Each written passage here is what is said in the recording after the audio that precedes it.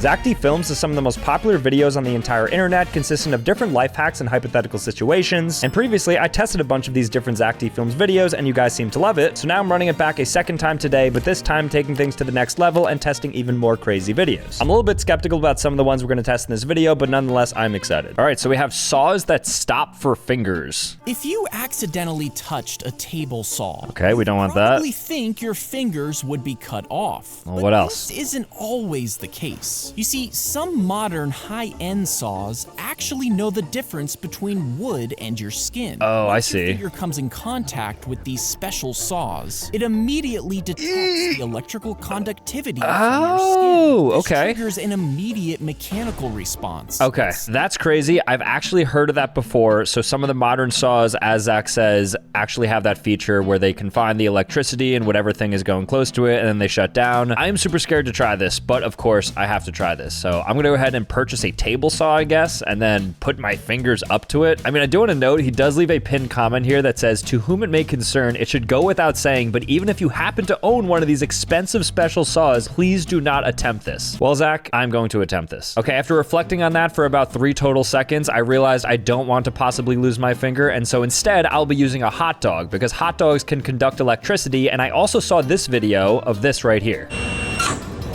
Look at that.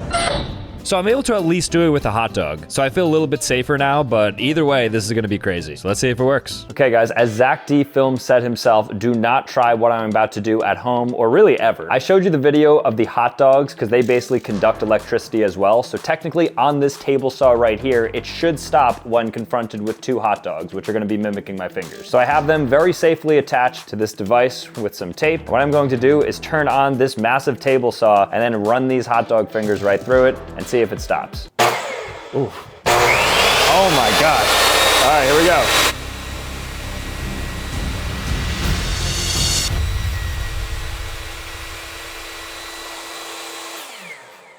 I thought it was supposed to save my fingers. That cut right through it. There's the remnant of the finger. So as you can see there, that's gonna be like the nub of the finger with the fingernail. So I'm really glad I didn't actually try this, because even though Zack Film said it was gonna work, it very clearly didn't. All right, this one's exciting because it's like a product and it's something I can get my hands on and try, and it's how this special axe forces wood to crack open. So let's check it out. As the axe sinks into the wood, hidden metal wings catch the inside of the cut, forcing them to swing outward. It has teeth. As the axe keeps driving down, the wings press hard. Look at that, it's like an assistive axe. I am very excited about this one. So it's basically an axe with teeth, and then it uses like a spring function to just expand the wood that you're cutting. This is a game changer for anybody who's a lumberjack. I've never done this before, so hopefully this helps a lot. Okay guys, so I purchased the axe with the mouth, and this thing is actually pretty sick. So apparently this can actually just cut through utilizing these jaws right here, and there's nothing else to it. And then right here I have just a normal axe. So what I'm going to do is I'm going to try to cut through both of these equally sized pieces of wood and see whether or not this one is actually stronger, like Zack said. So first up, the first test is just going to be a smackdown on the wood with this normal axe. Let me try that again. Okay, pretty healthy hit right there. How far down did I get? You know what? That was actually a pretty clean hit down the middle, but notably, I did not get all the way through. So now I want to keep that same amount of effort and now do it with the one with the jaws. Okay, here we go. We got the big girl here now. Same exact thing. This one should just crush all the way through it. It actually did it. One clean hit and we created the firewood right down the middle. So this is actually the difference between the two. I would say this is about 50–60% stronger than just the normal axe. I thought that was gonna be a scam because I didn't understand what the mechanism was, but it was just chewing down there and I actually broke the piece of firewood right down the middle. So it turns out that one is absolutely true. Just the title of this I don't believe, but why a candle won't pop a water balloon? What do you mean a candle won't pop a water balloon? Shouldn't a water balloon be more susceptible to being popped because there's heat up against it and it's like about to burst? I don't know. I'm not a big physics guy. If you hold a balloon over a candle, the flame will weaken the rubber. And it will pop? It'll pop instantly. So what are we doing? Fill the balloon with water and lower it over the flame, the heat goes into the water instead of staying in the rubber. Then the water spreads the heat out before it can build Sure up it does. in one Yep. spot, Yep. acting Of like course a that's shield around the rubber. Obviously, I don't believe this. This is not true. I think Zack Films, out of every single thing we've seen, I mean, this one is so far-fetched, I just can't believe it. All right, so I have some water balloons right here, so I'm gonna go ahead and fill these guys up, and then I'm gonna light a flame underneath them, and apparently, according to Zack, they're not gonna break. All right, Here we go. Okay, let's fill her up. Oh, get her nice and big. Come on, baby. I think that's perfect. Okay, now we're gonna light a flame under this, and you're telling me this is not gonna break. Okay. All right, here we go. Putting a flame underneath the water balloon. Wow, nothing. So I guess it's true. I mean, look at the bottom of it though. I don't know. What if I go on the side? No, nothing. I don't know what I thought was gonna happen, but I thought it was gonna break pretty much instantly, or at least like after 5 to 10 seconds of doing it. I mean, but the fact that it's not doing it, I mean, I 100% believe that this one is actually true, which is insane. Ready, one more. Let's move on to the next one. This one's crazy, but it's titled How a Blinding Egg Weapon Works. What do you mean a blinding egg? Let's see this. Poke a small hole into the top of an egg and pour it out. Then rinse the shell out. Quite wasteful, Once but that's dried, fine. We're fill testing. the hollowed egg with a mix of ground pepper and flour. Take 2 strips of tape and cross them okay, over I see the why it's hole, blinding. Black keeping the pepper's powder nasty. trapped inside. Now, since the shell is so fragile, Oh, it'll no. shatter instantly when thrown against an You intruder, do not want causing a that. So it's cloud like of pepper powder spray. So fun fact, pepper spray is just black pepper grinded up. I'm lying to you right now. I think it's capsaicin, so I'm sorry for lying to you. I had no even reason to do that. But anyways, we're gonna go ahead and try this blinding egg weapon. It's just a mixture of black pepper and flour. Let's go ahead and put this together. So let's create this blinding egg. So I have the egg right here, and then I have the drill bit right here. So I'm going to make a very small precision hole at the top of this egg, dump everything out. Okay, let's dump all this out now. Get all that out of there. All right, and now we just have a hollowed eggshell. Nothing else is in this. But now we're gonna put in the ground pepper and the flour, and then we're gonna throw it at something and see if it blinds it. I think this alone, if you threw it at somebody, this would blind them. Okay, so it's about half filled with pepper. Now I'm gonna add some flour. I'm feeling it in my Yeah. nose. Even as we're putting this together, it's like difficult to breathe. And then I'm gonna add something. So I'm gonna deviate from Zack D Films. We're going a little Sambucha here, and I'm gonna add some vinegar to this. So then like the chemical reaction is even crazier. So here's some white wine vinegar, and I'm gonna pour this in, then we'll tape it up and we're gonna throw it at somebody. Because this is the secret ingredient that Zack doesn't want you to know about. Oh! It's already like a little bomb in there. It's gonna explode any second. So I'm gonna tape this up and we're gonna throw this. All right, so I have the blinding egg right here, and I found a victim right over there who I'm gonna throw this at. Now I only have one attempt at this. The blinding eggs are very difficult to create, as you guys saw, so I wanna make sure that I nail her directly in the eyes. 3, 2, 1. Bruh.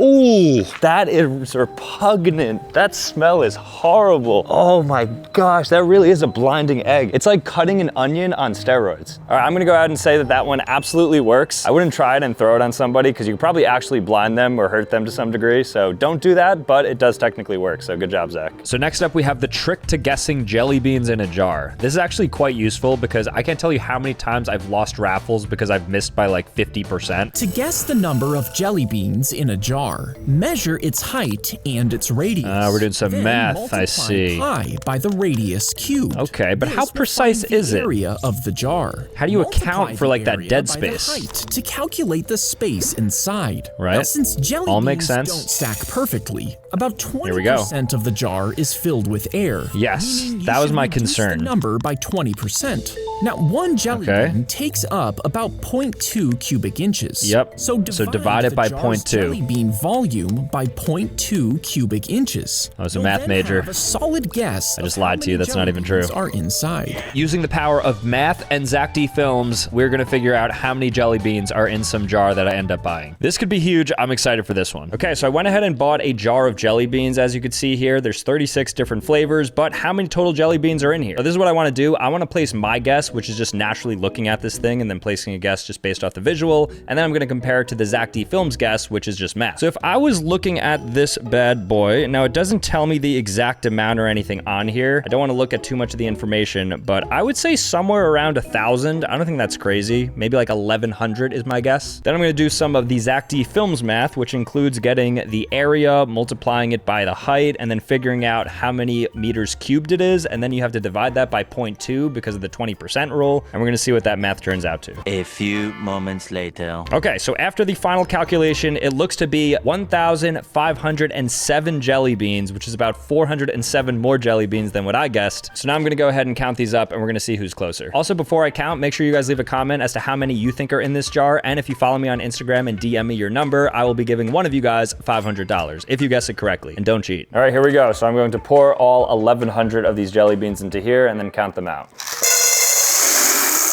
a lot of jelly beans. Definitely over 1,000. 989, 990, 991, 992, 993, 994 jelly beans are in this jar right here. Congratulations if you guessed that. Zack D Films was way off. I was closer than Zack D Films and I was still pretty far off, so his math is not mathin'. So that one absolutely doesn't work. If you guys happen to guess this number though, congratulations to you. Make sure to send me a message on Instagram. All right, with that said, that's a failure, but let's see what else we got. Now I've always wanted to know this, but what's inside of a bowling ball? Because I know it's inside all these other balls out there, baseballs, basketballs, footballs, but what about a bowling ball? If you slice certain bowling balls in half, inside is a thick weight block in the middle. And as the ball Why would that be rolls, there? It's this already heavy uneven enough. weight makes it spin unevenly, causing the ball to curve sharply down the lane. Oh, If you okay. drill holes into see, the I ball, see. it slightly shifts its balance. And this can make the ball spin differently, giving you an advantage. So inside of a bowling ball is apparently a weight. So that's why they're super heavy, but I thought they were made of some like heavy resin material, which is why they were heavy, but I guess there's an even heavier thing inside. I don't know how I'm gonna open up a bowling ball, but you're about to find out. I'm actually fascinated by this one because I've never actually thought about what is inside of a bowling ball, because you know what's inside of all other balls, but a bowling ball, it makes sense. Why is it so heavy? Well, it may just have that thing right in the middle, as Zack says. So this one in particular is quite heavy. I mean, this is actually the heaviest bowling ball that I've ever held. Here, feel it. Okay. It's really a beautiful one too. I hate to see this break, but I'm gonna break through this and hopefully I see that little thingamajig that makes it go left and right and like has all of its curves. All right, first attempt at cracking this open. 3, 2, 1. Okay, doesn't look like anything happened. Some scratching, but that means I have to use much more force, so I'm gonna go ahead and drop it from like 50 feet. All right, 3, 2, 1. Nothing? I don't know how much like harder we can go. Okay, so I'm gonna resort to the axe that has the jaws because we saw how easily that cut through the wood. So I think it should be able to open this guy up. And if not, then I don't know how we're gonna break this. All right, well, we broke it. Is it just concrete in the middle of this? What kind of bowling ball did I get? Wow, that's like a meteorite that fell from space. Look at all that detail. And I couldn't even tell you what this is on the inside. All right, Michael's gonna make an attempt on this now. Oh, jackpot. All right, so it is very exposed. I think maybe one more right in the middle and we should figure out whether or not they have it.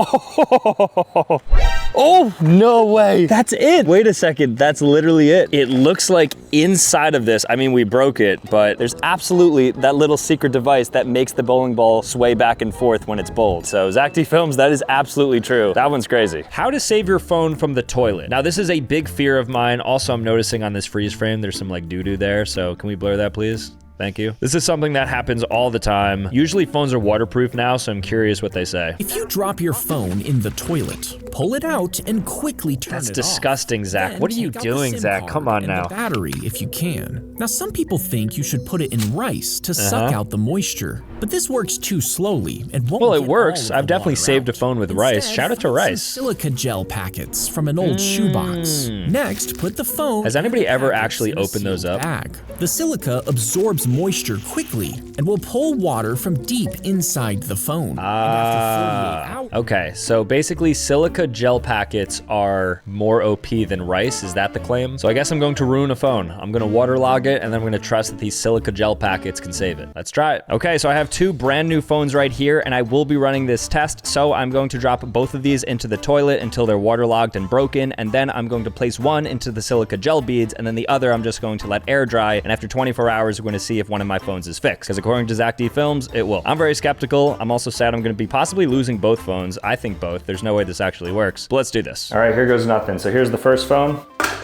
Oh no, I dropped my phone in there. This thing waterproof? Get in there, baby.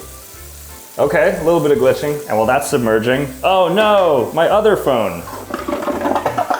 Oh no, both of my phones are gonna be water damaged. Okay, I'm getting some sort of error message there. Maybe it's telling me that my phone is now water damaged. So I'm gonna let them submerge and then once they're both broken, we're gonna be loading them up. A few moments later. So the display on this is glitching out right now. As you saw, it shut off, it's turning on and off, and this thing is basically done now. Look at that. Now that both phones have basically infinite water damage, like trying to get water in them, now I'm going to load it up into the silica gel beads. So this phone right here, which we'll call phone number 1, is going to go go on this sill and is going to dry via sunlight and natural means. And then phone number 2 is gonna go into these silica gel beads right here, but unfortunately I have to open all them up. So let's go ahead and cut to that. This is what all the beads look like. It's kind of cool. You usually see it inside of like beef jerky and stuff, but on the inside, this is what they all look like. So this is rice on steroids. It's actually really cool to the touch, kind of like boba. Then we're gonna transfer our waterlogged phone into here, pour it over, I feel like a cooking channel. All right, and I mean, it's completely submerged. So if it was going to work, it would be in here. So we're gonna wait 24 hours, and then we're gonna check on the status of this thing to see whether or not it works. I am not feeling good about this one, Zach. Okay guys, it has officially been 24 hours, so I wanna go ahead and check the status of our 2 phones. So we have the phone that was left in the sun right here, and then the phone that has been soaking in the silica gel beads right here. So we're gonna start with this phone first. This is the one that was left out to air dry. It looks like it's dead and or just not working. So I'm gonna go ahead and put it on the charger and see what happens. Okay, let's go ahead and turn it on. Anything? I don't think it's gonna turn on. It is completely broken. And also the back of it still has the flashlight on, which means that it is on, but the display is completely broken. So we can say for certain that this one does not work. But how about this one? I'm feeling good about this one. So the light isn't on this one. That's a good start. So no flashlight or anything. Now this one is also presumably dead. So I'm going to plug it in and let's see if we actually get the display. All right, and she's in there. Is it gonna turn on? Give it a second just in case. Come on, come on, come on, come on, come on. Something, something. Turn on, turn on. I think we can say with certainty that the silica gel beads technique unfortunately does not work. So we have both of our broken phones here and unfortunately not.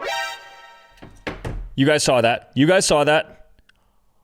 I don't know why I just took it off the charger, but the display actually works. It's just dead. The silica gel technique actually works. How to make Coolicles. Now, I don't know what Coolicles is. If I had to take a guess, I would say it's Kool-Aid and a lollipop. A Kool-Aid flavored lollipop. Slice the pickles into long strips and pour sugar straight into the pickle jar. Oh, tell me we are not making Kool-Aid pickles. Turning the juice bright red. Oh Stir no. until the sugar and powder fully dissolve. Then place the pickles back into the jar and put the lid on. Over time, the pickles will absorb We are making Kool-Aid pickles, or just a few days Coolicles. later, you'll have Kool-Aid flavored pickles. Yeah, wait, what? That's literally gonna be me when I try this, so I just want you guys to beware, this is not going to be good. Okay, it is time to make Coolicles. So I have my spear pickles right here, and then I have a bunch of Kool-Aid cherry mix right here, and I'm going to basically just put this cherry Kool-Aid mix into the pickle juice, and then let the pickles marinate, because it's a pretty simple food hack here, and in 24 hours, these should basically be Kool-Aid pickles, or Coolicles. I'm kind of excited about this one because I love pickles, but I don't love Kool-Aid. I think Kool-Aid is absolutely disgusting, so I wonder how those two combine. So I'm going to separate all the pickles first so I could pour the juice from this jar to this jar.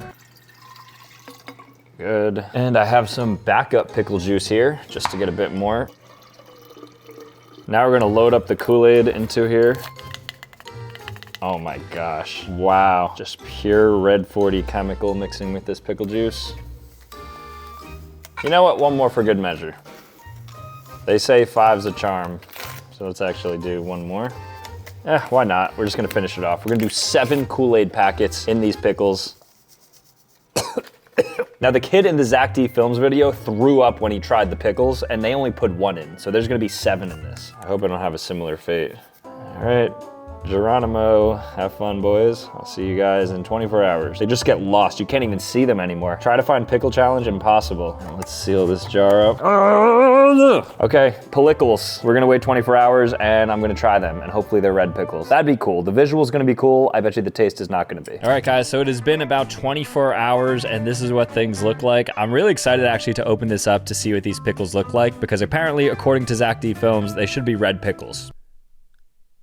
Oh my gosh, this pickle is soaked. Let me show you what we're dealing with here. This is literally what the pickle looks like now. It is no longer green at all. Like it is straight red. It's like a flaming hot pickle at this point. I'm kind of scared to take a bite of this. I feel like it's gonna stain my teeth permanently, but here we go.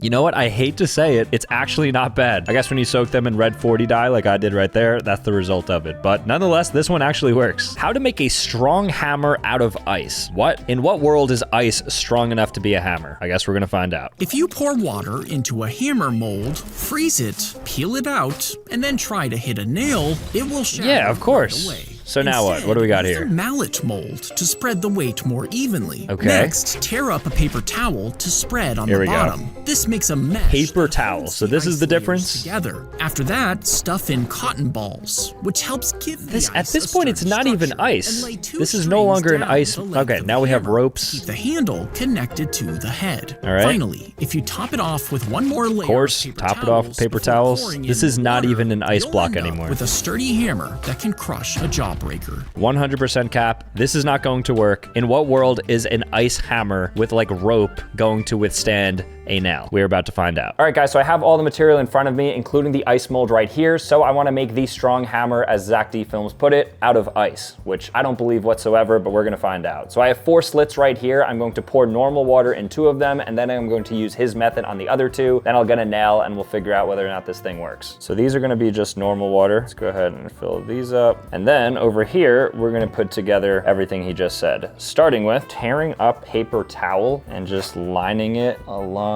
this area. Okay, and I think this gives it structural integrity. So then the next step is to put these cotton balls on top of this. Don't understand what this is doing, but I'm going to follow it exactly. Line them up directly on top of the paper towels. And the most confusing part to me is going to be these strings. So I don't know what this is supposed to do. They said the structural integrity of it will remain in place. So let's just lay these puppies down and then fill it up. And then to end things, they want me to top it off with more paper towels. How do you even come up with this? Who was the first person to invent this? And some fresh Parmesan on top of our ice pizza here. We are now in business, so I'm going to go ahead and put this in the freezer. We're gonna wait probably an hour or 2 for this to harden, and then we're gonna test it out to see whether or not it's actually like a mallet. Okay guys, so it has officially been frozen now. So this is what things look like. So we have the 2 normal ones here on the right, and then on the left we have the Zack D Films ice mallets. And then I have some nails right here that are in the wood, as you guys can see. So I'm going to start off with just the normal ice mallet, which is just this right here. And predictably, this thing should just break upon impact. So here we go. 3, 2, 1. Wait, this is working surprisingly well. Okay, so that broke, but it was actually able to nail it down quite a bit, which is kind of interesting. So pretty solid block of ice right here, but apparently this is nothing compared to what we were about to experience with this one. Like, this one should not break whatsoever. I don't even think it should chip. Okay, so we're gonna try to hammer this in at least like ½ an inch. Let's see if this one works now. Oh my gosh, it's actually working. It did chip a little bit, but it is actually hammering the nail in.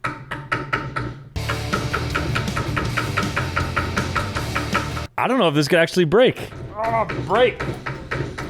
All right, I mean, I am convinced the Zack D Films ice mallet is absolutely a real thing. I did not expect that to be real, but it is, and that is very cool. Good job, Zack. Here we have the best way to cut a watermelon. Now, I love watermelon. They're like 95% water, so they're a really healthy summer snack. So I love having some watermelon, but I don't even know the best way to cut it, because usually when I eat watermelon, it just like gets all over me. Let's see what they say. When you slice a watermelon in half and in half again, That's what I do, then yes. cut it into wedges, Yep, classic. sticky juices cover your face. Yes, as you eat. that's the problem. And since it doesn't fit your mouth, you actually lose some of the fruit. Okay, Instead, yeah. cut the watermelon You're preaching in to the half choir. on the short side and flip it over. All right. Next, slice even strips in one direction. Then again, Psychopathic, in the but that's other fine. Direction, making a grid. Even more When you pull out a psychopathic. piece, Ooh. most of them will be the perfect size to fit in your mouth. Are we about to make watermelon lollipops? I think so. And I don't know about you guys, but I am sick and tired of getting watermelon juice all over my face during the summer when I eat a watermelon wedge. So we're going to listen to Zack here, and we're gonna see if we can cut this the right way. So he said down the middle on the short side, which is this way. Now, I like my watermelon boneless. This does have a little bit of bones in it, so that's fine. And then nice and simple, he just said to flip it over, and now I'm going to cut basically vertical strips here. 1, 2, 3, 4, 5, 6, and we'll do one more. And then what we're gonna do is now finish the grid off by going this way. And actually already, I mean, this is the last step. After about 30 seconds of cutting, did I create the ultimate watermelon piece? I'm gonna take this one right in the middle. I mean, it looks good. All right, well, let's give it a taste and let's see if I get any juice on my face. So watch intently. I want you guys to see whether or not I'm clean.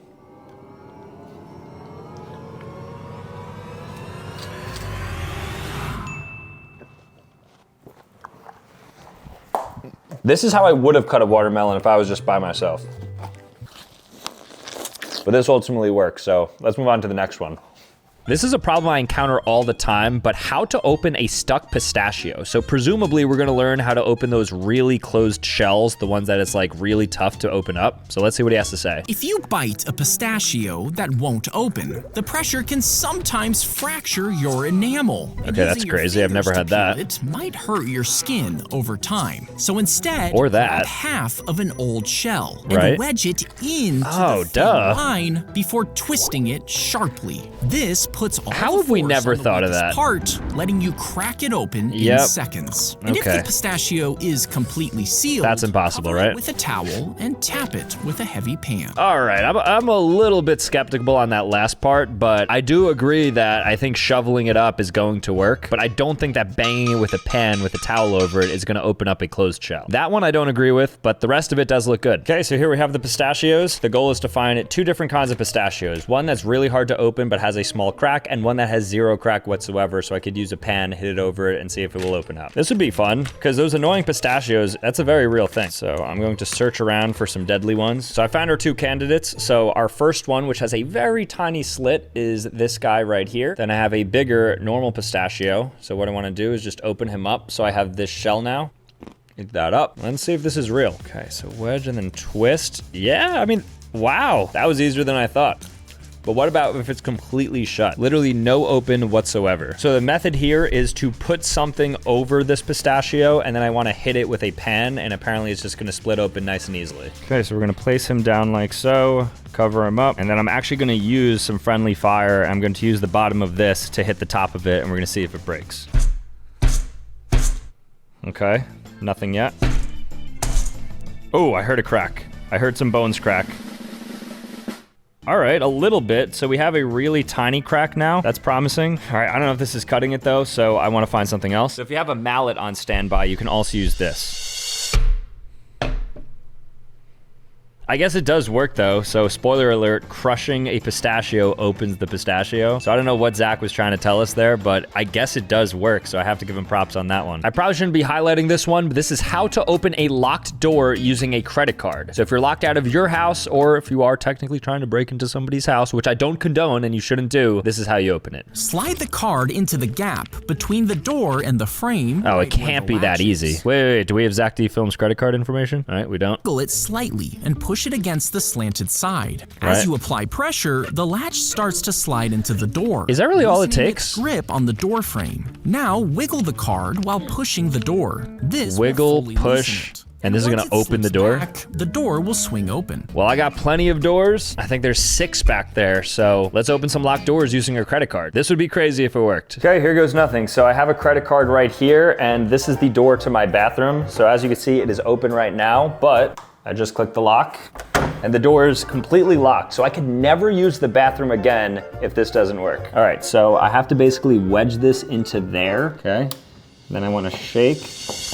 Oh, what? That was so easy. Wait, this is dangerous. I don't know if I should even show you this. And this is still actually locked. Look, so despite this still being locked, I was able to bust in here. So if somebody's using the bathroom and you want to go in, you technically could if you have a credit card, although I don't advise doing it. All right, Zach, that is a point for you. That one was a good one. All right, here we have how to make a spinning paper balloon. I don't even know what that is, but how can a piece of paper turn into a spinning balloon? Let's take a look. Fold the paper diagonally both ways to make an X. Before All right, so folding we're it making a in little bit of an half origami to lengthwise start. And crosswise. Classic, I'm used to Then this. I have good flatten success out with the that. paper Before pressing it into a triangle. Okay. Next, flip up one corner and tuck it into the center. This is gonna take me twisting it to 30 make minutes a to do. wing. I already Repeat know. this I'm for not good at all this stuff. sides And blow into the tip to inflate We're blowing it. into paper Finally, and inflating it flatten into out the this? wings to make a spinning paper balloon. I mean, that would be very cool. I actually hope this one is true because that's a really cool party trick. Like somebody's making some beat paper airplane and then I pull up with a spinning paper balloon and I'm blowing into it. This could actually be insane for the aura. So let's go ahead and make this. Okay, so I have my square piece of paper right here. So I'm going to follow the instructions to a T and hopefully I create this spinning paper balloon. I'm actually really excited about this one because the last time I tried to create a Zack D Films paper airplane, this is what happened. One.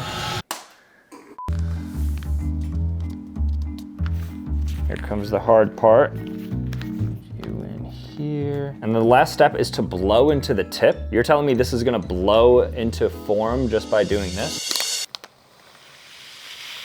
Wait, it worked. Okay, so it got nice and puffy. So I guess now I just throw it. That's kind of cool. Oh, whoa. That was actually kind of crazy. Hold on. Oh. All right, Zach, all right. That is a really cool paper airplane trick right there. That is something you would bring to like Boy Scouts competitions. Like that is some next level engineering. Really cool trick. I'm gonna go ahead and say that that absolutely works. That is a really cool one, so I definitely suggest that you guys should do this because this is a ton of fun. Baseball star caught with a corked bat. Now, I haven't watched this yet, but I think it's going to be Sammy Sosa. I'm a big baseball fan and he's one of like the most popular instances of this. He hit the ball so hard, the bat cracked. But as the splinters flew, the umpires noticed something odd. Corked when bat. They looked closer, Look at they that. found a cork inside. You see, some players Oh, that is drill Sammy a Sosa. hole in their bat, removing the heavy wood and replacing it with a much lighter piece of cork. And this made the bat swing faster. What'd I say? First of all, shout out to Sammy Sosa, shout out to Mark McGuire, shout out to Barry Bonds. Everybody in the steroid era, I appreciate them. I think they're ultimately very good for baseball. And I love steroids. I think the use case for them in sports is actually amazing. I love seeing like peak performance no matter what. Also, Barry Bonds is the greatest baseball player of all time, but I digress. And Sammy Sosa's corked bat, we're gonna try to replicate. So I'm gonna buy a wood bat and I guess just put some wine corks in it. Is it that easy? Let's give it a test. Okay, so I got my bat right here. I'm very excited about this one. So this is a genuine wooden bat. There is no corking, as you can see, just a standard baseball bat. No funny business happening here, but there's about to be funny business happening here because I have a cork and I'm going to literally cork this bat. I'm gonna see how powerful it actually is. All right, here we go. So I'm just gonna drill in so I have the opening to put the cork in. Oh, that's fun, look at that. Anyways, we're not here for fun. We're here to cheat. Okay, so I drilled the hole and now I'm just getting the rest of this cork in and then we're gonna seal it up. And this thing should have some extra pop to it. And all right, so as you can see, there is cork stuffed in probably all the way down to here. There's a full-sized cork, which means that it's going to be a lot stronger in this area of the bat. So whatever I decide to do with this bat, it's gonna be like 3x the power of if it was just a normal bat.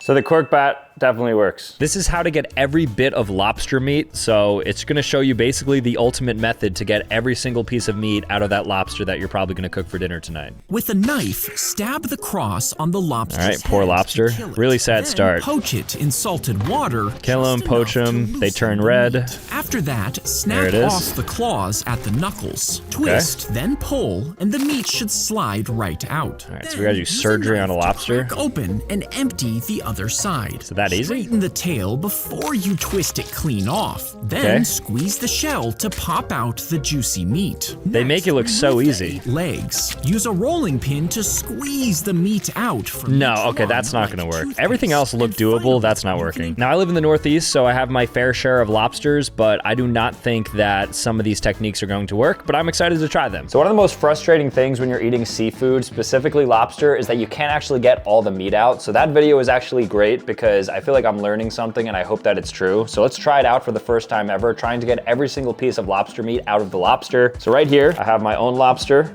He is currently steamed, so he's ready to go. And I'm going to literally just follow every single instruction and see if we can maximize the amount of meat that we get in this guy. So the very first step is to snap off the claws. So I guess I'm just gonna give this a little snap right there. And then we're gonna snap right there. Then they said to crack at the knuckles, which is gonna be this joint right here. Okay, good. All right, and then I have to pull off this bottom piece right here. All right, sorry about that. Lots of juice. This is the meatiest claw I've ever seen. I got Mr. Krabs here. It said the meat should slide right out. Okay, some of it did. Then they say to use a knife to crack these open, and then you can empty it out. And now here's all that fresh lobster meat. And it did come out nice and easily, so there's very little lobster meat left in here. They said straighten the tail before you twist it clean. So right now he's got it bundled up underneath. So we're gonna straighten it out and then we're gonna twist it. Yep, and they say squeeze the shell so you could pop out the juicy meat. Yummy. I think I'm getting lobster poop on me. And that is a little bit of his back. Wow, he must have had a full stomach when he came out. And there we go. Now, since lobsters are arthropods, they have 8 legs, and we're gonna remove each of them like so. And I'm excited for this part because they said I can use a rolling pin to roll out the meat. Okay, that didn't work great. So let's try a new method. All right, what's the next step? And then apparently that's it, because they said afterwards I just do this, and this is what our lobster looks like. All right, well that was a fun one, but now you know how to get every single piece of meat out of a lobster if you happen to like lobster, so I think we all learned something there. How cheating dice work. This one's very exciting because I feel like people I've played with have cheated before in like Yahtzee board games, and I'm convinced they're using cheating dice, so I wanna see what Zach has to say here. A tiny nail is placed inside the drilled hole. Then it's glued shut and repainted. Oh, duh, This so it's makes just one heavier, side right? of the die heavier, causing the opposite side to land face up more often, allowing you to cheat. Another method is heating the die slightly, with the number you want pointing upwards. No As it way that cools works. down, the melted part settles unevenly, which changes its Oh, balance, okay, yeah. making it more Sure, likely sure. to land on your chosen number. So apparently there's a ton of different ways to manipulate dice, so I'm gonna get my hands on some cheating dice and we're gonna play some games. Okay guys, feast your eyes on these dice right here. So I have 2 standard dice in my hands, but little do you know that these are cheating dice. And I'm not gonna tell you how they're cheating, but all I want you to do is guess a number 2 through 12 that you think this is gonna roll on. And don't say 7, because that's the most common number. You could say 7 if you want. Lock in your numbers, let me know you think it's gonna go on. I'm going to give it a roll. All right, if you guys said 7, you would be lucky winners. Let's roll again. 7 again? What? Then one more try. What are the odds of getting 7 3 times in a row? Somebody calculate that. Well, guess what? Whatever those odds are, erase them, because this is a pair of cheating dice, which means, I mean, just look at them. Every single one, I'm pretty sure, is a 2 or a 6, and then every one on here is a 5. So you're always guaranteed either 7 or 11. One more for good measure, 7 or 11. What is it? If you said 7, you were right again. Okay, this one's gonna teach us how to get out of those Chinese finger traps, because those things, I've probably spent hours upon hours of collective time in a Chinese finger trap, and I've never actually know how to get out of them. If you insert your fingers Teach me, into Zach. a Chinese finger trap and then try to pull them out, Doesn't the work. woven lattice is stretched lengthwise. Yes. This stretching causes the individual fibers to contract around your fingers. Okay, so which there's the tightens science, but how do I get out of it? The harder you pull, the more the fibers contract, making it almost impossible to escape by I'm with you. force. 80% To through, release, Zach. Push your fingers together. This will loosen the tension and allow the fibers to expand. Is it really that simple? So instead of pull, you just push together? Why didn't I ever think of that? I'm gonna try it. All right, guys, so here we have the Chinese finger traps. I purchased a bunch of them just in case this goes wrong. Well, I guess if it goes wrong, I'm not gonna be able to get my fingers out of them, but let's go ahead and take one of the blue ones. And then, just like a good Chinese finger trap, I'm going to insert my fingers deep into them, like so, until I could no longer move. So now I'm pulling, and I was able to get out. I mean, it is true, it does bind, like, as I'm pulling. Oh, yeah, that's tough. Okay, that's stuck. So the finger's stuck, so now they say to just pull slowly and push them together. If you push together, it works. So we'll just do one more with both fingers. All right, now my thumbs are in, and as you can see, I am, like, squarely in there. I can't get out. I'm pulling really hard, and Zack D Film said, don't pull so hard, pull soft. So go together like so, and I'll do a little bit of a twist. Why isn't this coming off? Get off me, China!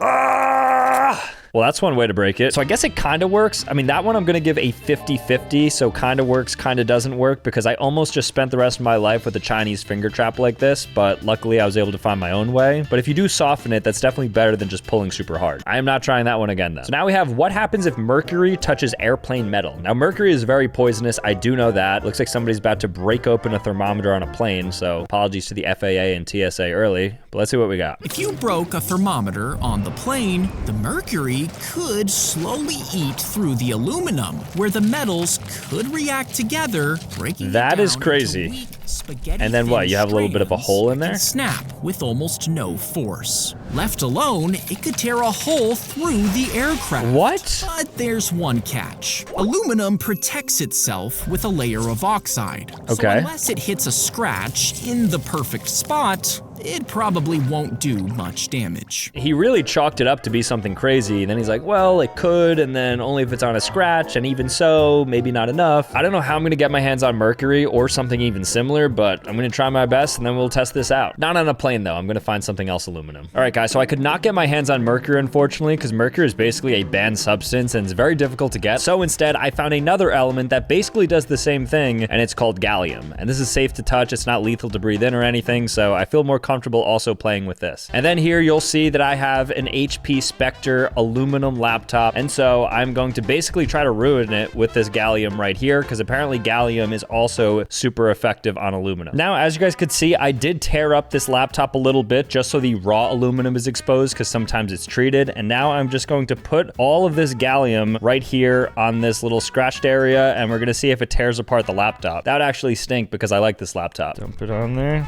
Okay, well, there it is. And now I guess I'll just leave it and I'll see if anything happens. Maybe I'll shut it like a little pancake press.